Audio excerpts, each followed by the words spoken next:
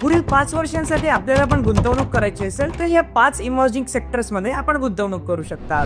5व्या क्रमांकावरती आहे मित्रांनो या ठिकाणी ग्रीन एनर्जी सेक्टर, ज्यामध्ये तुम्ही या ठिकाणी वारे एनर्जी सारखा स्टॉक पिक करू शकता।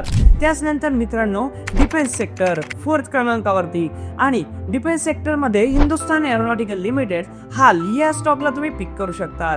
3ऱ्या क्रमांकावरती आहे मित्रांनो या ठिकाणी सेमीकंडक्टर आणि चिप मेकिंग, तर यामध्ये तुम्ही डिक्सॉन टेक या स्टॉकला या ठिकाणी पिक करू शकता।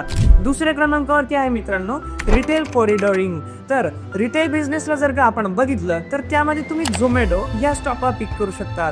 आणि त्यानंतर मित्रांनो पहिल्या क्रमांकावरती आहे 5G नेटवर्क बिल्डिंग किंवा 6G नेटवर्क बिल्डिंग, यावरती काम करणाऱ्या कंपनीज प्लस AI वर काम करणाऱ्या कंपनीज, जसे की तुम्ही भारती एअरटेलला या ठिकाणी पहिल्या क्रमांकावरती पिक करू शकता।